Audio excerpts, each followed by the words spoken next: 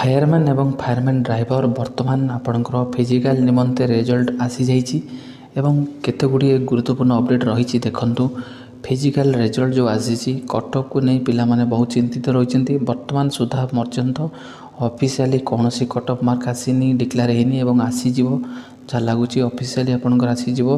जो थे कि आपंकर यूआर कैटेगरी एवं एससी एवं एसटी कटअफ जाइए तो किछि पिलांकर जो रिजल्ट को एनालाइज करी आपंकर कटअफ आपंकर यूआर कैटेगरी 75+ जाइए एवं SC ST 65 to 70 Madhya cutoff रही तो आपंकर एठी जो मैंने क्वालिफाई करछंती से मानकर फिजिकल टेस्ट एते शीघ्र होची जे कि आपण माने इमेजिन करेंगे आपंकर 18 डिसेम्बर रे फिजिकल टेस्ट आरंभ होची एवं पूरा फ्रिक्वेंटली आपंकर मेंशन करा जाइछि जे कि 18 डिसेम्बर 2023 रे आपंकर ओडिशा फायर डिजास्टर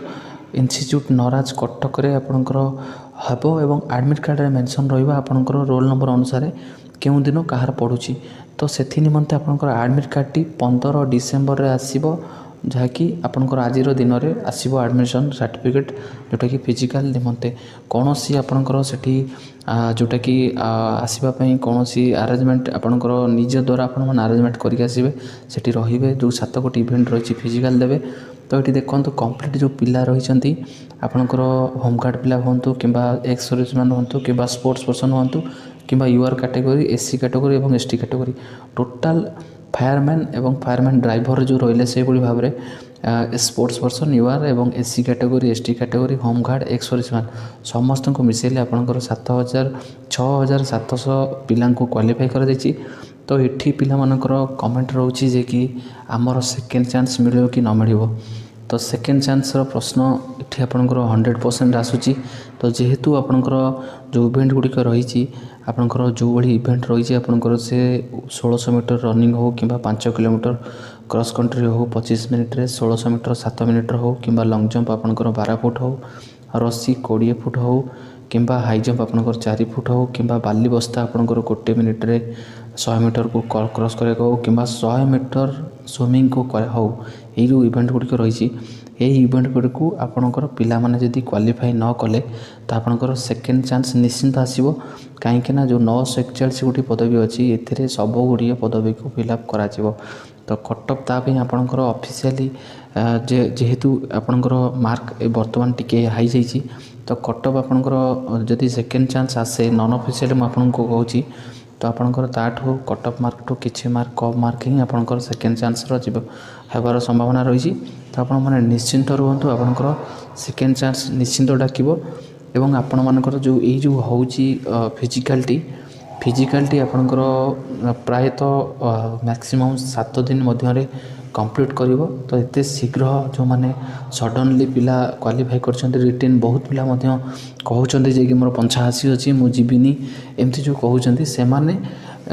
फिजिकल न दे परंती प्रथमे फिजिकल न देले से माने प्रथम ही डिस्क्वालिफाइड हो जाए तो आपंकर बहुत पिला हाइट वेट मेजरमेंट में कटे जेहेतु देखो 168 सेंटीमीटर आपंकर यूआर एवं एससीबीसी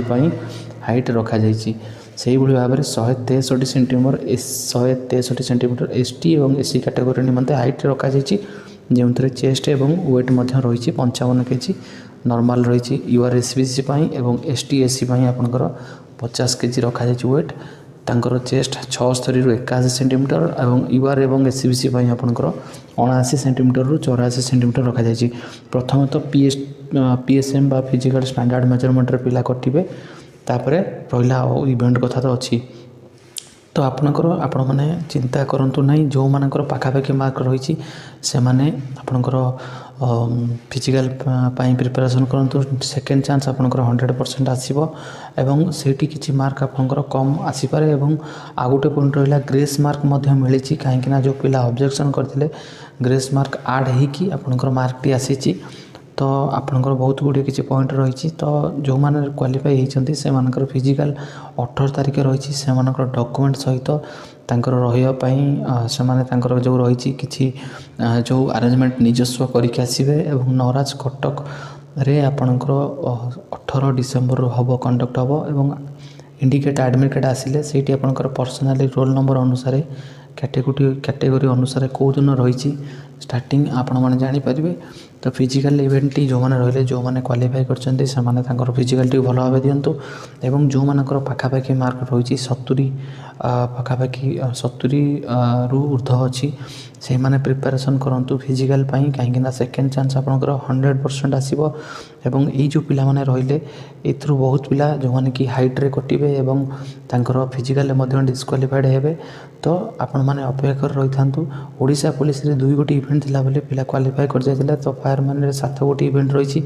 जो इवेंट गुड़िक रही से गुड़ी को क्वालिफाई करवा बहुत कष्टसाध्य हम। तो आपण मैंने जो मानकर पाखापाखि मार्क रही मन दुख न करिक प्रिपेरेसन को कंटिन्यू करूँ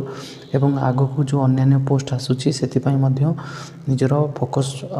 भल से करूँ। जो मानकर परीक्षा खराब से मैंने आगामी परीक्षा निश्चिंत सक्सेस हे। आगामी दिन में IRB एवं OSP एवं आपणकर एक्साइज कनेस्टेबल एवं जेल वार्ड फॉरेस्ट गार्ड ये सब पदवी आसिया को जाऊँगी। तो आपण मैंने मन दुख न करिक प्रिपेरेसन को कंटिन्यू करती। पढ़ापढ़ी जो थे मार्क आपंकर कम रही अत्यधिक ध्यान दिंतु। तो वीडियो को मताधिक शेयर करूँ। चैनल को जो मैंने नुआ कर आसती चैनल को सब्सक्राइब करूँ एवं जो मानकर फिजिकल टेस्ट रे क्वालिफाई होती से माने फिजिकल को भल भाव प्रिपेरेसन करंतु।